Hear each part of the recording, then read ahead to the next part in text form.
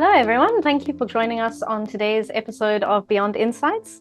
Today, I'm joined by Chay Stockdale from Iridium, and we're going to be talking about hospitality industry and key insights that you should be looking at, specifically if you run a restaurant. So thank you for joining us, Chay. Perfect. Thanks for having me. Thought maybe you could give everyone a bit of an introduction to who you are, what you do, and why we're talking on this topic today. Perfect. So I'm the head of advisory for Iridium, and what we do in the Iridium Advisory is we work as a strategic partner with businesses. We help them set their long-term goals and vision. We break that down into milestones that can be achieved each year. We do a deep analysis of the business, find all of their pain points, help them overcome those pain points, and then put it into a structure that can be reported on and rebase each year to realign to their milestones. So we help businesses essentially achieve their long-term vision. In that is a lot of different elements that come to play, but that's at the core what we do. Why to talk around hospitality is because it's a nice industry which is familiar to everyone. Everyone understands the businesses in the hospitality industry space, so it's a great topic to talk around. Awesome. And so you've worked with a lot of different hospitality businesses. I was wondering how you found those businesses. Cool. Perfect. So we built out a vertical in the hospitality space through doing system implementations. So we focused on doing inventory setups using MarketMan and Counter back in the day, which was lucky. Well, we had a we looked at the businesses and tried to implement systems holistically to solve their challenges. And from that, we built up a restaurant vertical, essentially, because those were the systems that were catered to. And then we overlaid kind of financial management solutions on top of that. And that's how we found ourselves in that space through setting up systems. And then we got a lot of learnings and insights into the industry just from that.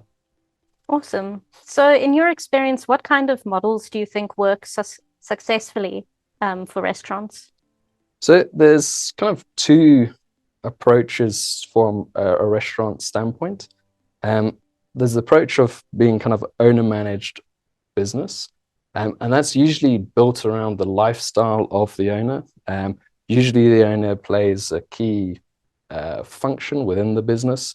So they're usually either general manager or they're the chef, or it's for instance, a chef trying to earn more than the market-related salary.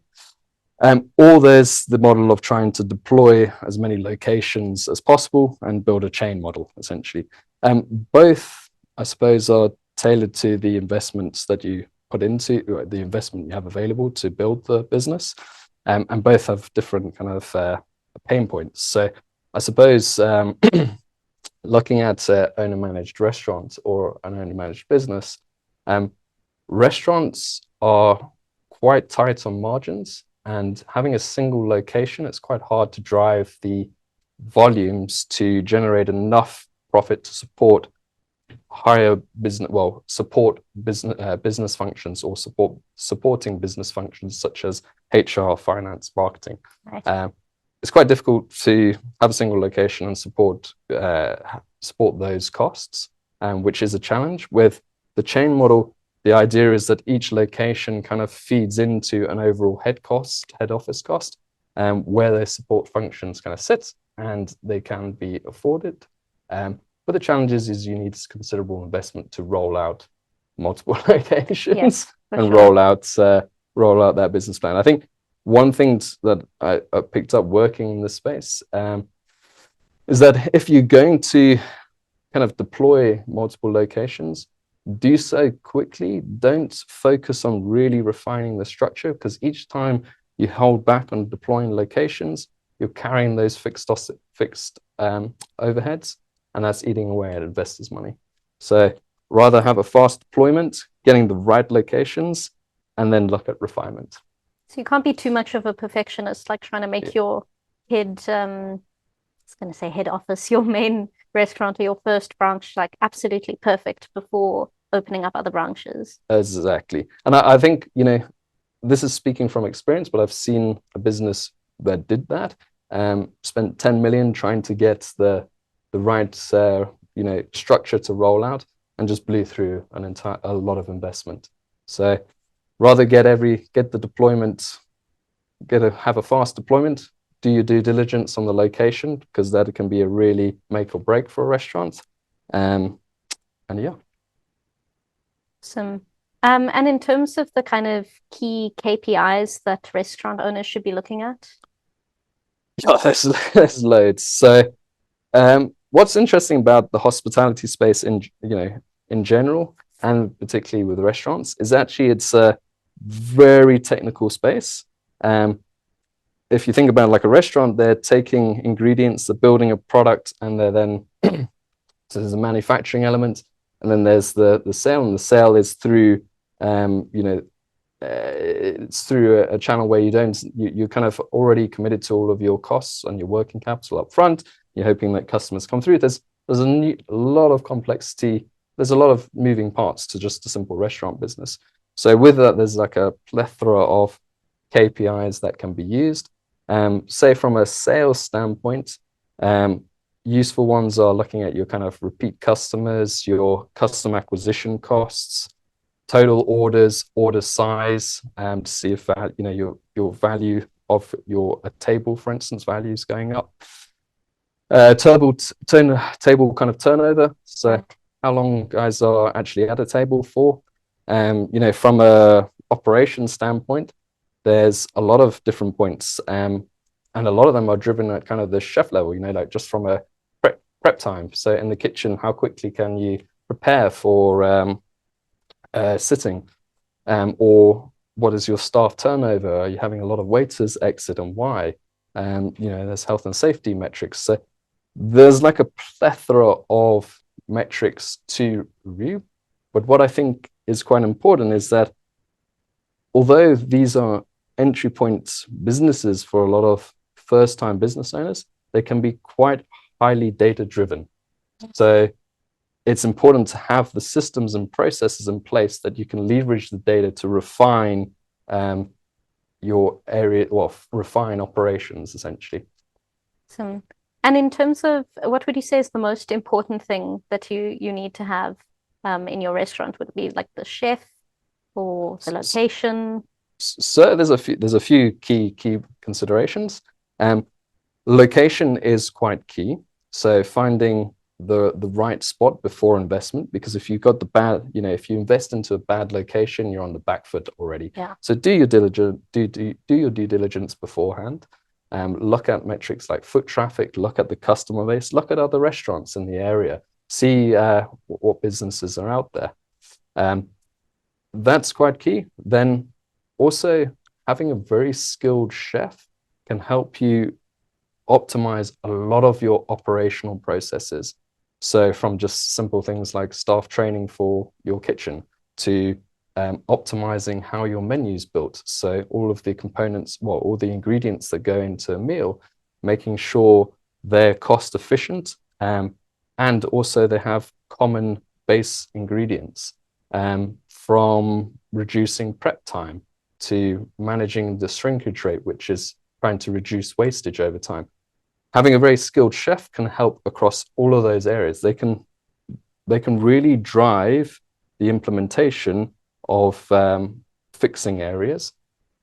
But if you have the data, which you can provide them to show where areas of focus should be, that really helps. So the third point is being quite system focused, I suppose, to be able to gather all of that data is quite a key. So say accountants can find themselves in a fortunate spot, being able to drive or implement these systems to be able to drive that data, which then a really skilled chef can use to drive around change in your business.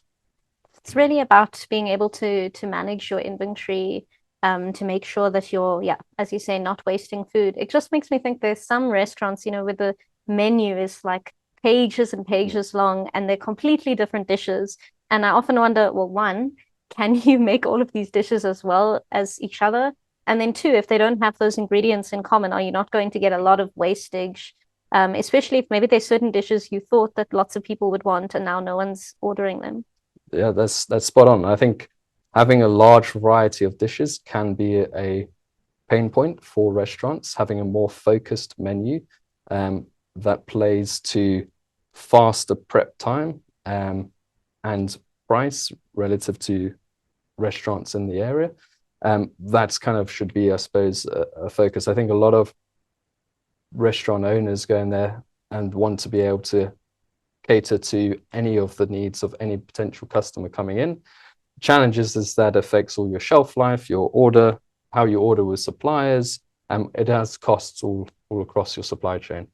So it actually probably is helpful then to have a specific sort of theme, or like you do Italian food, you stick to one kind of food. Agreed. Yeah, I think that having a focus is key. And what are some of the other challenges that you've seen with clients in this space? So one of the biggest challenges is working capital management. Like a lot of businesses, there's an upfront commitment to costs, such as, say, paying your staff on the day before you've actually sold anything, or buying your ingredients and making the food before you've sold anything. So working capital can be a challenge in this space. So again, having a data-driven approach to managing working capital, to see, for instance, looking at your order levels over the last couple of months, being able to match order levels with prep in the kitchen to match those will reduce kind of order levels you need from suppliers. So there's a lot of optimization you can do to manage your working capital if you take a kind of a bit of a data approach to it. Some things like just extending payment terms with suppliers, all those pieces can filter in to help that. But definitely it's the cash outflow before the cash inflow. Like most businesses, it is definitely a pain point for restaurants. I think the other piece that we've alluded to already is the location. Getting the right location before, doing your due diligence beforehand and getting the right location can be a make or break for any restaurant business. So just do your homework. Do your homework before before investing in this space. Just launch into it and expect people to come to you. Exactly. Yeah, I think those two are the primary pain points. There's definitely a lot more, but those two are quite key. And in terms of you obviously work with a lot of different clients now, and not only hospitality. How does working across these different industries, what's the difference? What are your biggest differences that you found? So I suppose the challenge with the hospitality space is that it's just from an accounting standpoint, or from a consulting standpoint, trying to assist a restaurant or hospitality business, is that it's high volumes. So there's a lot of data already. Typically in this space, it's generally low skilled. It's low skilled kind of staff or employees who are executing. That's kind of general for the industry. And then there's also the owner or business owner is typically fulfilling a primary function within the business. So they're generally time strapped. So all those pieces kind of work against you if you're trying to provide, say, accounting services to this industry, which makes it a challenging industry to work in compared to other businesses which are more low volume. Business owner can step away from the operations. They can have more time to kind of coordinate with you. But what is nice about this space is that there's a lot of technicalities and complexity where accountants can leverage their knowledge to provide meaningful insights to actually drive change in the business. So often in other businesses space, the insights you're giving to the business owner, they already know, but not necessarily in the, working with a restaurant or business owner who owns a restaurant. So I think that's the nice thing about doing this, working in this space, is that you can provide meaningful impact. And what would you say is one of your most memorable experiences that you've had working in this space? Yeah, so I've done quite a few things in the hospitality space. I've worked on quite a few buyouts, which are quite interesting because you learn around that restaurants always seem to be inflated for their what they sell for. So I think it's primarily driven for the fact that it's an entry business, that anyone who's looking to try and like find, finish their career or get at, try and get out of work and looking to try and become an entrepreneur or business owner, a restaurant's like a nice entry point for them. So it seems that prices are always kind of inflated versus the kind of, the book value or the business value when you crunch the numbers. So working on a few buyouts, which has been quite interesting. I've modeled quite a few deployments for kind of multiple locations nationally, or working on their working capital side to manage their cash flow for the business. But I think a meaningful side from my side is, and I still do it in my personal time, I assist a family friend with their cafe, and it's nice to be able to overlay some experience and insights there, which, yeah, it's just meaningful work. Well, that's awesome. So I guess I was thinking, if someone is starting out a new restaurant or cafe or some other business in this space, would you recommend that they start with an accountant? Is this something they're going to need from the beginning? Because they might be reluctant, maybe, oh, we already have all these other expenses. Would they need an accountant when they're starting out? I think, it really depends on your approach to how you get into the space. So I think before you get into the space, you need to really do your due diligence. And by doing your due diligence, you maybe bring in your accountant for the due diligence on helping you build out the business model before you even start the business. Because then you can you can bounce off ideas around location, around the foot traffic in that area, around pricing, around competitors in the space, all of those areas. Now, I think often, business owners could really get a lot of value from their accountant. The challenge is that if the accountant is providing like compliance function or bookkeeping function, their time is going to be so swamped with doing that they're going to find it very difficult to leverage what they're doing to provide the insights above that. So I think it's kind of a bit of a juggling act. I would say getting assistance before doing investments would be a good key, and then at a certain point, definitely bringing in expertise if you're wanting to scale your business model. If you're running a cafe by yourself, it might be difficult to justify the cost of an advisor to come in and assist you.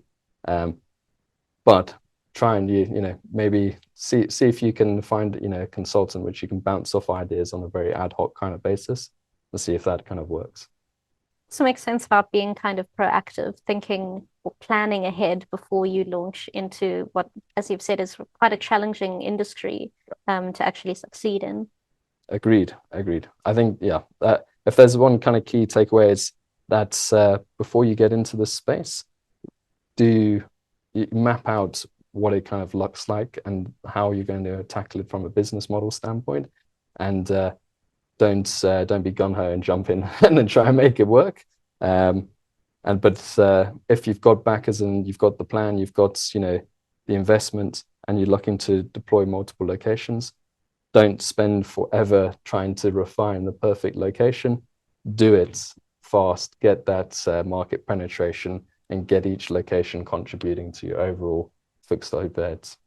It's quite a fine balance there. You want to plan it enough that you're not just launching straight in without knowing what to expect, but then you also don't want to spend forever trying to perfect everything. Exactly. And that's the thing, it's like the spectrum, and somewhere in the middle is kind of, the right point. But it's not a fast and hard rule across the board, but that's from my experience anyway, what I've seen. And is there anything you've seen that's really surprised you in the industry? Yeah, I mean, I think the biggest surprise for myself is, because I work in numerous industries now, is the valuations and the complexity in hospitality, and to really kind of, you have to be quite analytical, I think, to get a good working model together to kind of scale to make money in this space.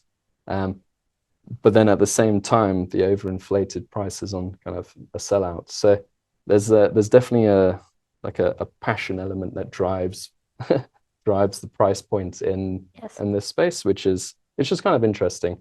But it's and of course comparing that to other businesses, different business models, which are very more their value is very more analytically based. But yeah. And if there are any accountants who are listening who are thinking of maybe going into the hospitality space, what would your advice to them be? So I think if you're looking to get into the space, have a very good system or tech stack that you can implement to reduce or automate the volumes. And then you want to be able to leverage that to be able to add meaningful insights. I think the nice thing about this space is that there's a big market, and that you can really drive a lot of impact through the insights that you can provide. And being able to give that kind of outside view or perspective really adds a lot of value to business owners in this space. So if you're looking to get into the space, have a very good tech stack that can kind of automate a lot of the grunt work or the volumes work, and then really leverage on the insights piece to add that extra bit of value. Yeah, I think especially because you're trying to save the time of the restaurant owner who's probably very busy, as you were saying, you don't want to be stuck doing all the kind of tedious, a lot of the compliance work when you could be adding real value through insights. Exactly. So you got to have the fit of the system fit to make it work, and you don't want to be drowning in the volumes. You don't want to take that time away from the business owner and then just drown yourself. So you got to find the balance again. And is there anything else you think that we haven't really touched on that would be worth sharing? Yeah, I mean, yeah, it's an interesting space. I think overall, you know, it's a very much a margins game, especially the restaurant space. So there's a lot of exposures to hospitality in general. So if you look at seasonality, you look at skill level, you look at there's a plethora of exposures that need kind of risk mitigation in place to trying to to manage those kind of exposures. So there's a lot of pieces to actually kind of have oversight over, which makes sorry, seasonality is quite a big one yeah. For the hospitality industry. If you think of certain holidays and times of year, how do you kind of account for if most of your money is coming in over the Christmas period or something like that? Yep. It comes to planning ahead. So if you know, when you have your bumper season, usually being summer, you've got to put aside funds for your winter season. Again, being data driven, you want to kind of optimize your costs against your revenue, looking at kind of your orders and matching your supplier orders. But it really is coming around putting pieces in place so that come out of season, you're okay. But the challenge is there's only so much you can do if you don't have the bumper season, and that's the exposure piece. So it is a space where there's a number of risks, but mapping those out and understanding the risks relative to your business in particular is a good kind of starting point. I suppose finding every way you can to sort of maximize that bumper season. Yeah, exactly. And when you're out of season, putting things in place. So there's a piece called dynamic pricing where you change your pricing out of season. So your prices drop down, you become more friendlier for locals. You can do special. There's a lot of different kind of initiatives that you can do to try and keep volumes and revenue up during out of season.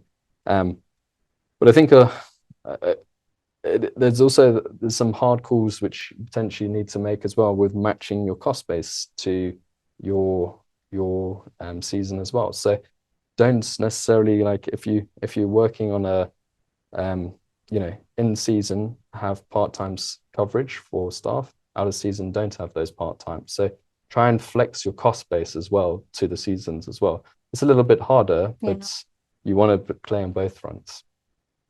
Oh, makes sense. I know there are also some restaurants, and also think more broadly in the hospitality industry, like If you go to the Kruger Park, you go somewhere on safari, they'll have different prices for locals and international people, which I think is also a really good way to help you out there. Definitely. And that's part of that dynamic pricing. Show your ID book and you get a 50 or 15% discount.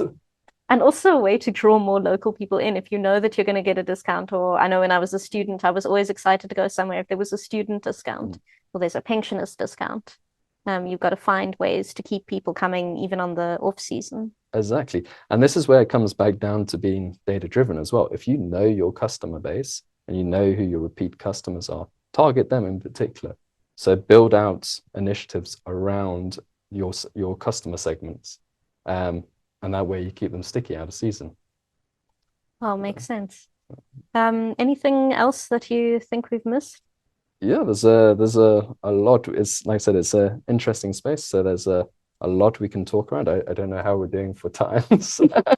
Big check. We got like 3 minutes left. Okay, cool. So yeah, so I suppose for a kind of a wrap is the hospitality space, as a business owner, there's a lot of complexities. It's a great avenue to start at, but likewise from providing advisory or consulting services, it's a great learning industry. Yes. So you will learn about inventory, you will learn around manufacturing, you will learn around working capital management.